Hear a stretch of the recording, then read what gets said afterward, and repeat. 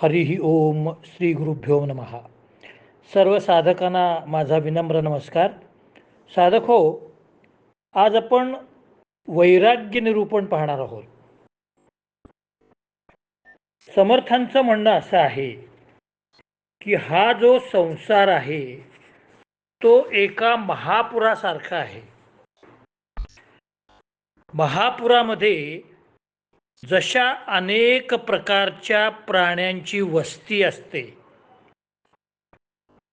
एकदा मनुष्य महापुरात बुडाला की तो गटांगळ्या खायला लागतो. तो स्वतःचा जीव वाचवायला बघतो.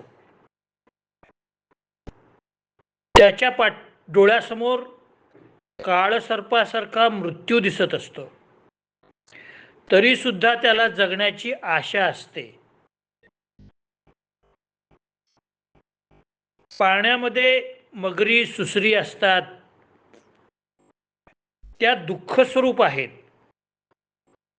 त्या माणसाच्या अंगाला दंश करतात. अहंकार खाली ओढून नेतो, म्हणून तो मगरीसारखा आहे. मगर जशी ओढते खाली पाण्यात, तसा अहंकार अधःपतनाला कारणीभूत असतो. तसंच काम, तिरस्कार, मद, मत्सर हे विकार या संसाराच्या महापुरामध्ये माणसाला भुलवत असतात. कामवासना ही जबरदस्त मगर मिठीसारखी असते. मगरीने ज्याप्रमाणे मिठी घट्ट घालावी, त्याप्रमाणे ही कामवासना संसार रूपी महापुरामध्ये आपल्याला मिठी घालत असते. या जीवाभोवती वासनेचं आवरण असतं. स्वार्थाच्या उगमामुळेच हा संसाराचा महापूर आणि त्यामध्ये गटांगळ्या खाणारे आपण सर्व, असं एक रूपक समर्थांनी या ठिकाणी मांडलेलं आहे. शिवाय डोक्यावर संसाराचं ओझं, अज्ञानाचा प्रभाव, अंधार म्हणून चोरांची भीती, भूतबाधा, या सगळ्या गोष्टी महापुरामध्ये बुडत असलेल्या माणसाला अनुभवाव्या लागतात. तसाच हा संसार आहे. या संसाराच्या महापुरामध्ये या सगळ्या प्रकारच्या गोष्टी कमी जास्त प्रमाणामध्ये माणसाला अनुभवाव्या लागतात. जेव्हा वसुदेवाने श्रीकृष्णाला यमुनेच्या महापुरात भर पावसात डोक्यावरती घेतलं आणि तो महापुरात चालायला लागला होता, तेव्हा वसुदेवाला त्या महापुराची भीती वाटत नव्हती. त्या ठिकाणी तो एक बाप होता, मुलाचा जीव वाचवणारा एक बाप होता आणि त्याच्या डोक्यावरती श्रीकृष्णाचा हात होता. समर्थांना बहुतेक असं सुचवायचं असावं की ज्याच्या डोक्यावर श्रीकृष्णाचा हात आहे त्याला कितीही महापूर आला तरी महापूर वाट करून देईल, वाट दाखवेल. जशी वसुदेवाला श्रीकृष्णा बाळकृष्णाच्या चरणस्पर्शाने यमुना नदीने वाट करून दिली. साक्षात यमुना नदी आली, बाळकृष्णाचं दर्शन घेतलं आणि वसुदेवाला वाट करून दिली.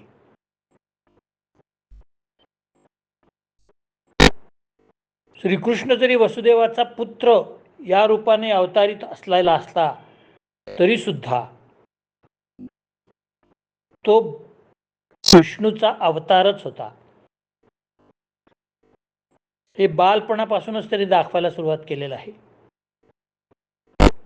जसे तुरुंगाचे दरवाजे आपोआप उघडलेले आहेत, साखळ्या तुटलेल्या आहेत, त्या ठिकाणी असणारे शिपाई सगळे निजलेले आहेत, हे सगळी श्रीकृष्णाची लीला होती. मग या संसाराच्या महापुरात चुकून जर एखाद्या अडकला तर त्याने जर श्रीकृष्णाचं नाव घेतलं श्रद्धेनी तर तो या महापुरातून तरून जाऊ शकेल असं समर्थांना म्हणायचं असावं, म्हणून त्यांनी संसाराला महापुराची उपमा दिलेली आहे. समर्थ म्हणतात, श्रीराम संसार म्हणजे महापूर, माझी जळचरे अपार, डंखू धाविती विखार काळ सर्प, आशा ममता देही बेडी, सुसरी करतात तडजोडी, नेऊन दुःखाचे साकडी माझी घालिती, अहंकार नक्रे अडविले, नेऊन पाताळी बुडविले, तेथून या सोडविले नवचे प्राणी, काम मगर मिठी सुटेना, तिरस्कार लागला तुटेना, मदमत्सर ओहाटेना, भुली पडली, वासना धामिणी पडली गळा, घालून वेटाळे व मिगळा, जिव्हालाळी वेळा वेळा भयानक. समर्थ म्हणतात, हा संसार म्हणजे एक महापूर आहे, त्यामध्ये असंख्य जलचर प्राणी आहेत, विषारी काळसर्प दंश करायला धावतो आहे. या संसाराच्या महापुरामध्ये मृत्यू कधी येईल हे सांगता येत नाही. आशा आणि ममता या देहाच्या सूक्ष्म बेड्या आहेत, त्याच्यामध्ये अडकलेला आहे प्राणी. पाण्यामधील सुसरी त्याला दंश करतायत. संसारातलं जे दुःख आहे तो म्हणजे हा सुसरींचा दंश आहे. मनुष्याला जो देहाभिमान असतो, जो अहंकार असतो, तो त्याला खाली नेतो. आणि अधःपतन म्हणजे काय, तर खालच्या बाजूला ओढत नेणे. कोण नेतो? हा मगर जो आहे तो अहंकार रूपी मगर त्याचा पाय ओढून त्याला खाली पाताळात नेत असतो. या महापुरात त्याला वर येण्याची मुभा सुद्धा देत नाही, अवकाश देत नाही, तो त्याला खाली ओढायला लागतो. जर अहंकार नसता तर तो तरला असता, पाण्याच्या वर गेला असता. त्याच संसारामध्ये कामवासनेची मगर मिठी असते. जशी कामवासनेमध्ये स्त्रीला पुरुषाची आणि पुरुषाला स्त्रीच्या मिठीची गोडी लागते किंवा आवश्यकता भासते, त्याच मिठीला समर्थांनी या ठिकाणी मगर मिठी म्हटलेलं आहे. ज्या महापुरामध्ये मगरी असतात त्या वर येतात आणि बुडणाऱ्या माणसाला मगर मिठी घालतात आणि त्याला पुन्हा पुन्हा बुडायला लावतात. तो वर यायचा प्रयत्न करतो महापुरातून, पण हे सगळे अवगुण असतात, ते त्याला वर येऊ देत नाहीत. हा संसाराचा महापुरा असाच आहे. दुसऱ्याला तुच्छ करणारा माणूस मोहित अवस्थेत असतो, त्यामुळं तो वर येण्याचा विचार करता करता पुन्हा आजूबाजूला बघत असतो. त्याची वासना तुटत नाही. त्याला वाटत असतं की या पाण्यामध्ये मला काय आणखीन काय मिळतंय का बघावं, दुसरा कोणी बुडतोय का बघावं, तो बुडत असेल तर तो बुडल्याचा आपण आनंद घ्यावा, अशी वाईट वासना त्याच्या डोक्यामध्ये असते. तो अस्वस्थ असतो. मग ही वासनेची धामीड त्याच्या कमरेला पायाला घट्ट विळखा घालते आणि वासनेचा विळखा त्याला पाय हातपाय सुद्धा मारू देत नाही, झाडू देत नाही. त्याला पोहायला येत असलं महापुरात, तो कितीही एक्सपर्ट असला, परंतु त्यामध्ये हे सगळे जर अवगुण असले तर तो वर येऊ शकत नाही. त्यात पुन्हा डोक्यावर प्रपंचाचं ओझं, आणि तो ओझं सोडायला तयार नाही.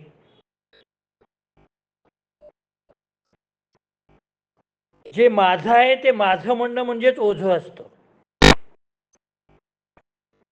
काय म्हटलं मी?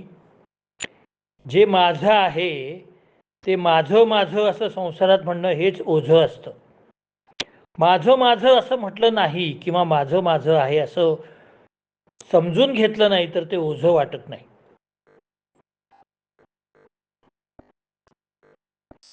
वसुदेवाला श्रीकृष्णाने वाट करून दिली. वसुदेवाने डोक्यावर घेतलं त्याला.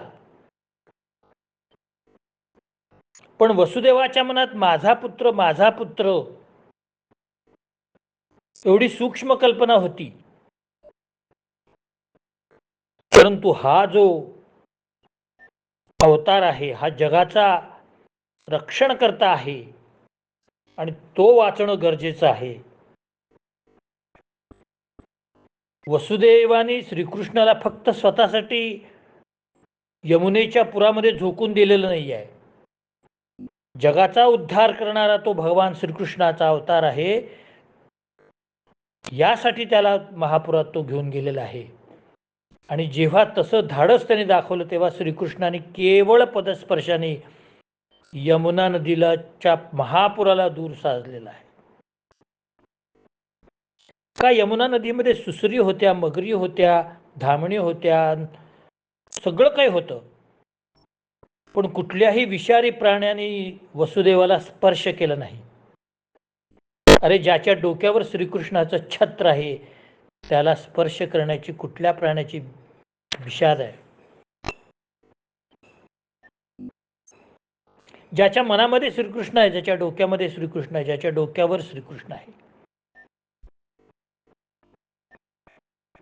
जेव्हा आपण चित्र पाहतो तेव्हा आपल्याला दिसतं की वसुदेव श्रीकृष्णाचं रक्षण करतो आहे.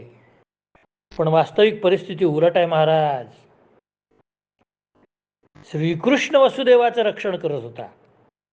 एक तर त्याला डोक्यावर पाऊस लागत नव्हता.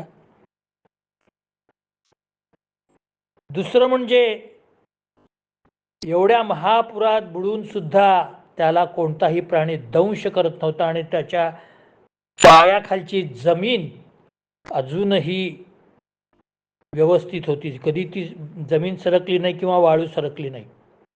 झप झप झप चालत वसुदेव चालला होता. अरे माझ्या संरक्षणासाठी माझा बाप इतकं करतो आहे,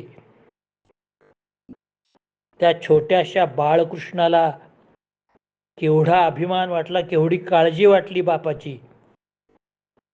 आणि मग नुसत्या एका पदस्पर्शाने यमुना नदी साक्षात तिथे आली. तिने चरणस्पर्श केला बाळकृष्णाला आणि वाट करून दिली. हे बघ मी तुझ्या वडिलांची जबाबदारी घेतली आणि त्यांना महापुरातून मी बाहेर काढते आहे.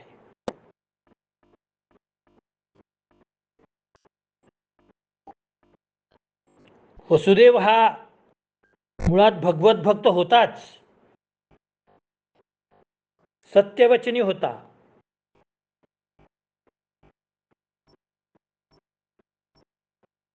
त्यांनी आपली पहिली 6 मुलं त्याला दिली ठरल्याप्रमाणे कंसाला. तो करार त्यांनी मोडला नाही. परंतु आता या 8व्या बालकाचं रक्षण करायचं, कारण त्याला माहित होता आकाशवाणी काय झाली ती. मग अशा महापुरात तो महापूर आणि समर्थाने सांगितलेला महापूर यांची तुलना करा महाराज. हा संसाराचा महापूर आहे आणि तो वैराग्याचा महापूर आहे. प्रपंचात पडला वसुदेव, राजघराण्यातला होता, परंतु या माझ्या लेकराला आणि या श्रीकृष्णाच्या अवताराला काही धोका होता कामा नये.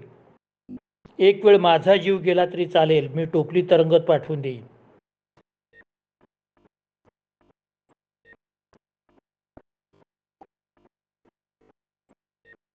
खांद्यापर्यंत पाणी आलं तरी तो माणूस डगमगला नाही महाराज. शेवटी बुडला वसुदेव आणि मग चरण स्पर्श झाला तो टोपलीला आणि क्षणार्धात वसुदेवाच्या नाकातोंडात पाणी जायच्या आत यमुना नदी कोरडी झाली.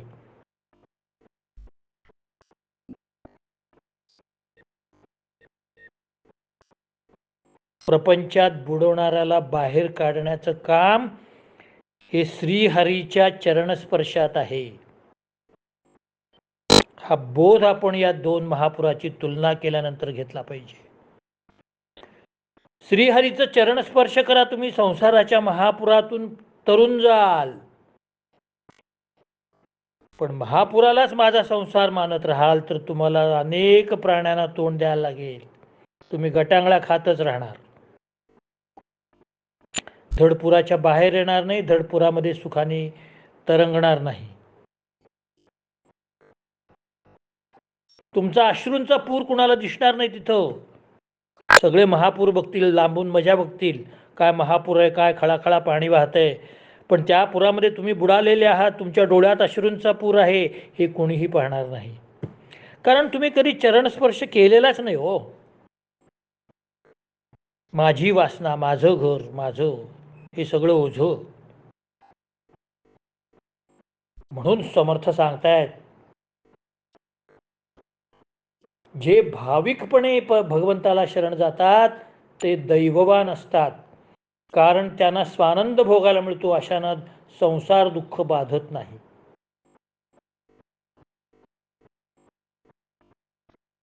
ज्यांनी असा धावा केला त्यांच्यासाठी भगवंताने उडी घेतलेली आहे.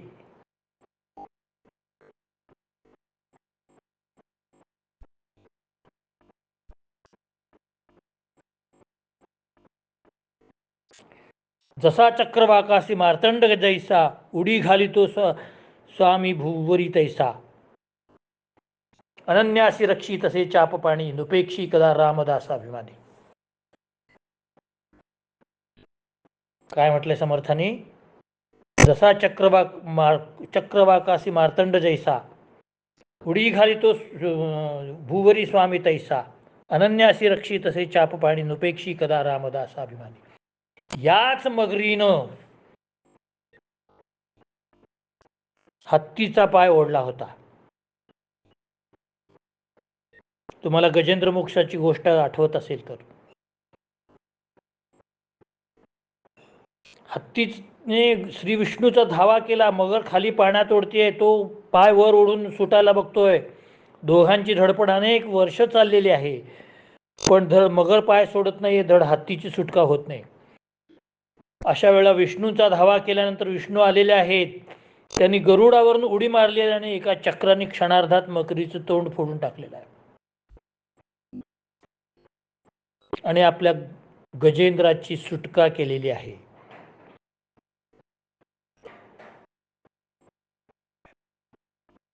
मग समर्थ म्हणतात, भगवंत भावाचा भुकेला भावार्थ देखोनी भुलला, संकटी पावे भाविकाला रक्षित असे. तो फक्त भक्तीचा भुकेला आहे आणि भाव आणि भावार्थ या दोन्ही गोष्टीतला बांधलेला गेलेला भगवंत आहे. आणि मग तो संसारातून तुमची सुटका करणार आहे. जयासी भगवंत आवडे तयाचे देवासी साकडे, संसार दुःख उकळसडे निजदासासी. जे अंकित ईश्वरासे तयास सोहळे निज सुखाचे, धन्यतेची दैवाचे भाविक जन. जैसा भाव जयापासी तैसा देव तयासी, जाणे भाव अंतरसाक्षी प्राणीमात्रांचा. जरी भाव असला माईक तरी देव होई महाठक, नवल त्याचे कौतुक जैसास तैसा. समर्थ पुढे सांगतायत की ज्याला देव मनापासून आवडतो,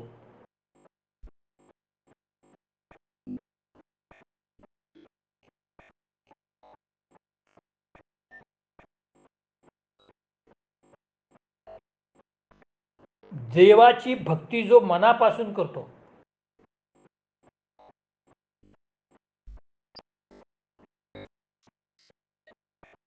जो सर्वस्वी देवाच्या अधीन आहे, त्याला देव कधीही संसाराच्या महापुरात बुडू देत नाही. एखाद्या लबाडाने त्याच्यावर संकट आणलं तर तो देव महाठक होतो आणि त्याला उद्ध्वस्त करून टाकतो, शत्रूला उद्ध्वस्त करून टाकतो आणि आपल्या भक्ताचं रक्षण करतो. ज्यांचा आवडता देव अखंडित प्रेमभाव. तुकाराम महाराज म्हणतात. भगवद्गीतेमध्ये श्रीकृष्णाने पण सांगितलेलं आहे, ये यथा मां प्रपद्यन्ते तां तथैव भजाम्यहम् अहमात्मान वर्तन्ते मनुष्या पार्थ सर्वशः. जे माझ्याकडे जशा भावाने पाहताच तसं मी त्यांना फळ देतो, हे केवळ भक्तच जाणू शकतो. किती गोष्टी सांगायच्या.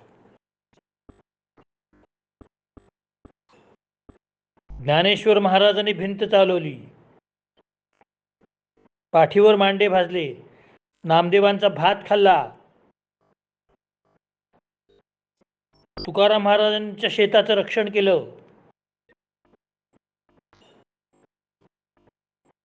गोरा कुंभाराच्या मुलाला वाचवलं, जनाबाईचं दळण दळलं, संत सुखुबाईची सुटका केली.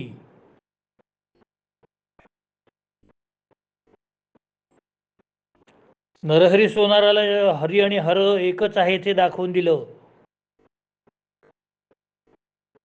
किती उदाहरणं सांगू महाराज.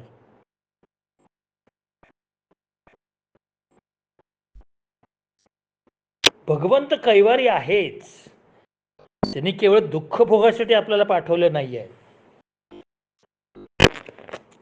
दुःख भोगायचं आहे, पण ते दुःख हलकं करण्याचा उपाय संतांनी सांगितलाय.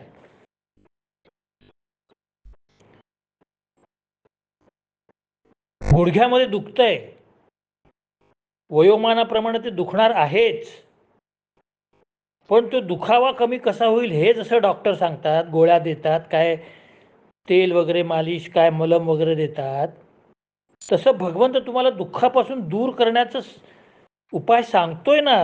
संत सांगतायत ना, तो उपाय करा ना तुम्ही. पण आम्हाला तो उपाय करायचा नाही आहे.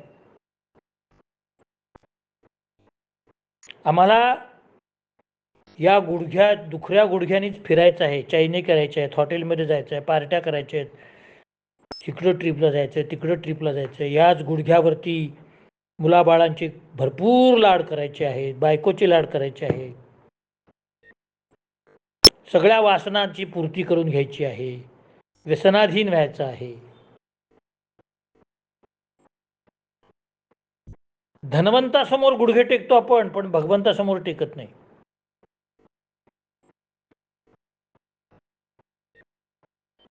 पंचज्ञानेंद्रिय आणि पंचकर्मेंद्रिय दिलीत कशाला? त्यामध्ये भगवंताचा प्राण होता. भगवंताचा प्राण म्हणजे कोण? आपल्या अंतरात्मा, जीवात्मा, ज्याच्यामध्ये सर्वस्वचाहं मृत्सन्नविष्टो मतस्मृती ज्ञानमपोहनम च वेदैश्च सर्वैरहमेव वेद्यो वेदांत कृद्वेद विदेहचा. सगळ्यांच्या हृदयामध्ये मी हे पार्था मी निवास करतो. सर्वस्वचाहं मृत्सन्नविष्टो, हृदयामध्ये मी आहेच. मग तोच हृदयामध्ये असलेला भगवंत तुमच्या सगळ्या इंद्रियामध्ये फिरवा ना. इंद्रियामध्ये फिरवायचं म्हणजे नक्की काय करायचं? सगळी इंद्रिय त्या भगवंताच्या नामस्मरणाला, भजनाला, गुणगानाला, कामाला लावा.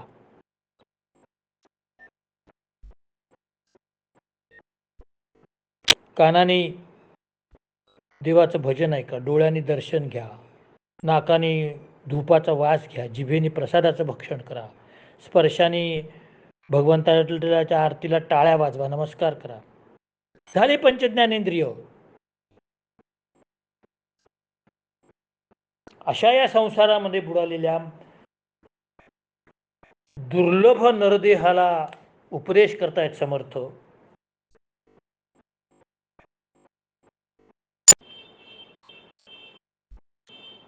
हे दुःख जे आहे, हरिभक्त वैभवेकनिष्ठ परितो ब्रह्मादिका वरिष्ठ सदा सर्वदा संतुष्ट नैराश्य बोधे धरुणी ईश्वराची कास केली संसाराची नैराश्य तया भाविका जगदीश सभाय सांभाळी.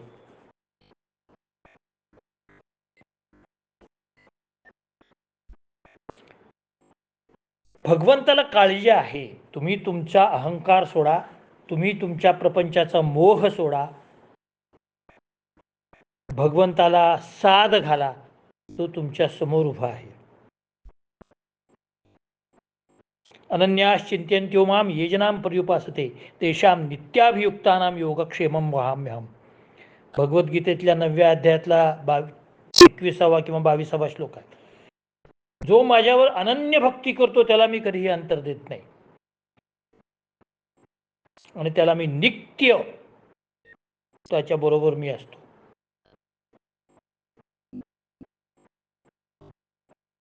मग ह्या मानवी जीवनाच्या महापुराला तुम्ही समजून घ्या. समर्थ सांगतायत हा जो जीवनाचा प्रपंचाचा महापूर आहे त्याला समजून घ्या. याच्यामध्ये किती संकट आहेत, किती संकटांना तुम्हाला तोंड द्यावं लागणार आहे. ते म्हणतात कैसा प्रपंच कैचे कुळ कासया होतसे व्याकुळ धनकण लक्ष्मी सकळ जाई जणे कैचे घर कैचा संसार कासया करसी जो जार जन्मभरी वाहून वाह सेखी सांडून जासी. अरे कसला आलाय प्रपंच आणि कसला आलंय काय, कसला आलंय घर, कशाला एवढा आटापिटा करतो. सगळं भ्रम आहे. हे तुला सगळं सोडून जायचं आहे. कसलं तारुण्य, कसलं वैभव, कसला विलास, कसला नखरा, हे सगळे भ्रम आहेत तुझे.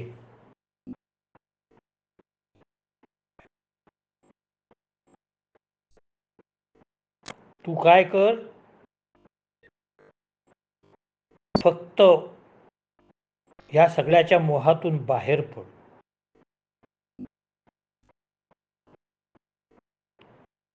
आणि याला तुच्छ मान, या महापुराला तू तुच्छ मान, म्हणजे तू तरुण निघशील. अरे तुझं जर कायम तुझ्या मनामध्ये जर परमेश्वर असेल, तू कायम त्याचं नामस्मरण करत असशील, तर चुकून जरी तू महापुरात खरोखरच्या नदीच्या महापुरात पडला असतील, त्यातून तरुण निघतील. काही होणार नाही तुला. कुठून तरी एखादी नाव येईल, एखादा ओंडका येईल आणि तू व्यवस्थित किनाऱ्याला लागशील.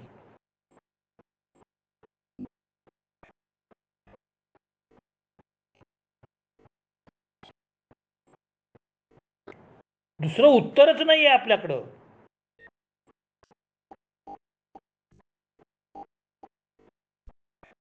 भगवंताचं नामस्मरण, भगवंताची भक्ती हे एकमेव सोल्युशन आहे.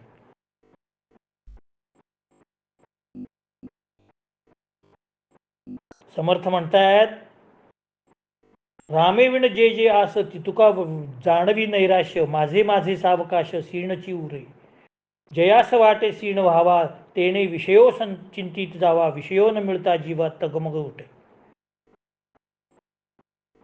एका भगवंताखेरीज ज्याची इच्छा करावी असं जगामध्ये काहीच नाही, ते केवळ निराशा आहे. तुम्ही कशाचीही इच्छा करा, तुम्हाला ती इच्छा तुमची पूर्ती झाली तरी शेवटी निराशाच आहे. तुम्ही एका चांगल्या पैठणीची इच्छा करा किंवा एखाद्या पुरुषाने चांगल्या मोबाईलची इच्छा करू दे,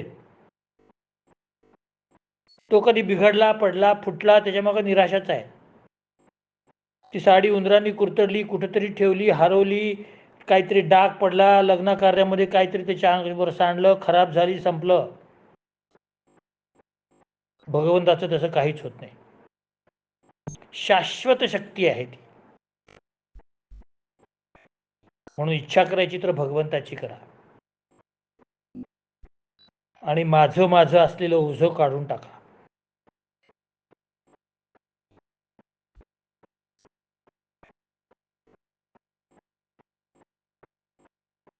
भगवंताबद्दल जिज्ञासा निर्माण व्हायला पाहिजे.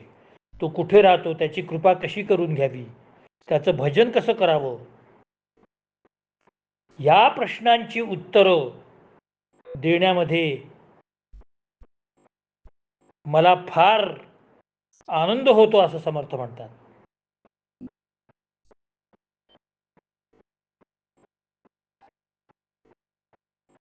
मग समर्थ सांगतात अगदी मनापासून एकनिष्ठा ठेवून भगवंताचं भजन करावं. सुहास्य वदनाने करावं. कंटाळून कपाळाला अठ्ठ्या घालून करू नये. स्त्रियांनी सुद्धा स्वयंपाक करताना कपाळाला अठ्ठ्या घालू नये, रागवू नये. प्रसन्न मनाने स्वयंपाक करावा, हसत हसत करावा. पूर्वीच्या बायका देवाची गाणी म्हणत, भजनं म्हणत स्वयंपाक करत होत्या. चुलीवर एवढ्या 50-100 भाकऱ्या करत होते तरी त्यांना श्रम वाटत होते. आता कुठेतरी 2.5 आणि 3 पोळी करतात, पण हुश्श करतात. तेवढ्यासाठी पोळ्याला बाई लागते आपल्याला. 5 पोळ्या करायच्या असतात मोजून. असं का होतं हो? वेळ नसतो असं नाही बरं का. भरपूर वेळ असतो. मोबाईल बघतात 2-2 तास. व्हॉट्सअप बघतात, काय यूट्यूब बघतात. पण पोळ्या करायला वेळ नाही.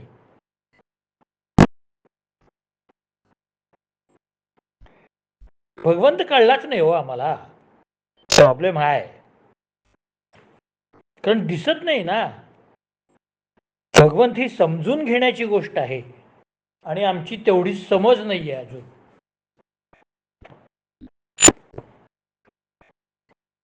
जसं फूल दिसतं, फुलामधला वास नाकाला समजतो, पण वास दिसत नाही ना. तसं भगवंताचा वास सगळीकडे आहे. वास म्हणजे निवास. या सगळ्या सृष्टीरूपी फुलामध्ये तो आहे. पण तो मन नावाच्या अतिंद्रियाने अनुभवला पाहिजे.